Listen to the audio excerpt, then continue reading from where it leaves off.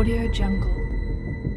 एक इंजीनियरिंग के विद्यार्थी रचल को एक पतली एल्युमिनियम के शीट का प्रयोग करते हुए एक मॉडल बनाने को कहा गया जो एक ऐसे बेलन के आकार का हो जिसके दोनों सिरों पर शंकु जुड़े हो। यानी पहले बेलन बना लेते हैं हम, हैं? ये बेलन बन गया और इस पर हम क्या बना लेंगे, हम शंकु बना लेंगे।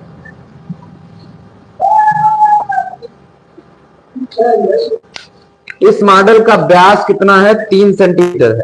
व्यास यहां से यहां तक का पूरा कितना है?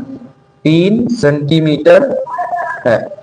और कह रहा है इसकी लंबाई पूरा कितना है? 12 सेंटीमीटर।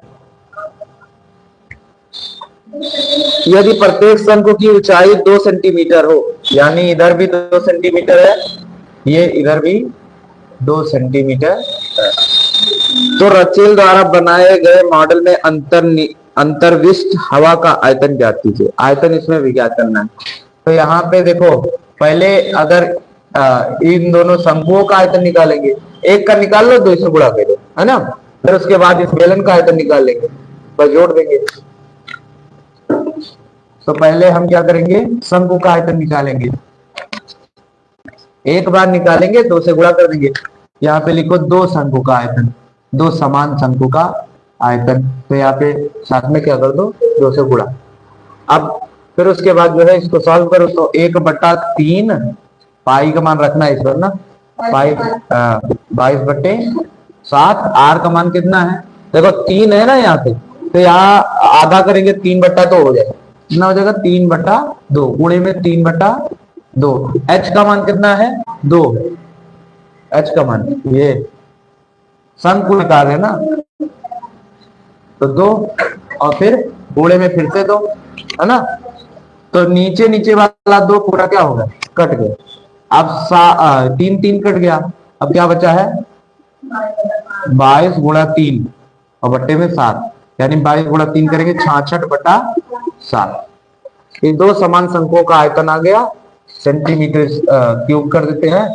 अब फिर उसके बाद जो है हम इस बेलन का आयतन निकालेंगे। तो बेलन का आयतन निकालने के लिए पहले इतनी ऊंचाई हमें ज्ञात करना पड़ेगा ना। तो 2 इधर घटाएंगे, देखो 12 में से 2 इधर घटाएंगे और 12 में से 2 इधर घटाएंगे, तो कितना होगा? 8। 2 2 4 4 घटाएंगे तो ये क्या आ गया? 8 सेंटीमीटर। और एक त्रिज्या ये होगा 3/2। तो अब बेलन का बताओ, बेलन का आयतन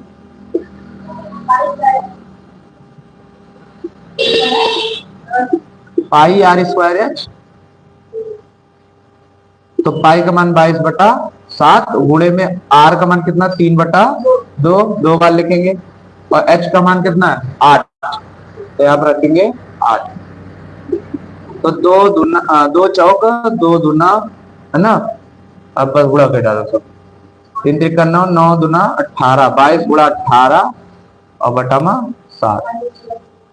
तो 18 दूना 36 की 6, 18 दूना 36 और 36 में 3 जोड़े कितना हुआ? 39/7। अब टोटल लिखो, अब टोटल आयतन लिखो।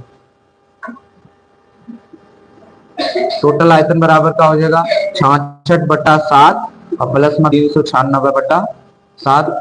जोड़ डालो, हर एक बार लिखेंगे।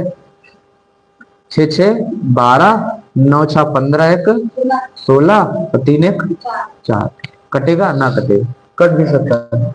7 6 42 बचा 4, 7 6 42, 6 6 66 है।